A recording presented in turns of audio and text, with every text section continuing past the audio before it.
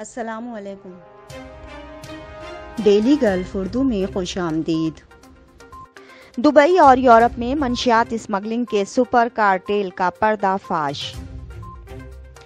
Dubai اور Europe میں منشیات اسمگلنگ کے سپر کارٹیل کا پردہ فاش کر دیا گیا، یو اے ای کی وزارت نے تصدیق کر دی۔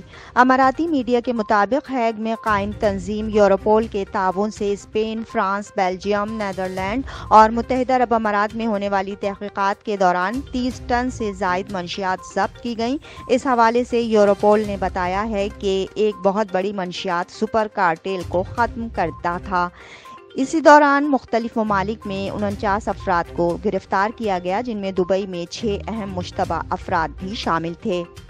یوروپول نے کہا کہ یورپ اور متحدہ عرب امارات میں چھاپوں کی تازہ ترین کارروائی 8 سے 19 نومبر کے درمیان عمل میں لائی گئی۔ دبئی میں جن انتہائی مطلوب مشتبہ افراد کو گرفتار کیا، ان میں 2 کا تعلق فرانس سے ہے، 2 کا تعلق نیدرلینڈ سے اور 2 ہی کا تعلق اسپین سے ہے۔ اس کے علاوہ بیلجیم میں 10، فرانس میں 6 اور اسپین میں 13 افراد کو گرفتار کیا گیا، جبکہ یوروپول کے تعاون سے اسپین، فرانس، بیلجیم، ہالینڈ اور متحدہ عرب امارات میں کی جانے والی تحقیقات کے دوران 30 ٹن سے زائد منشیات ضبط کی گئیں۔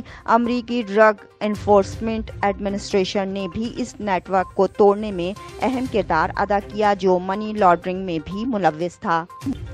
اب تک کے لیے اتنا ہی، اگلے بلیٹن تک کے لیے خدا حافظ۔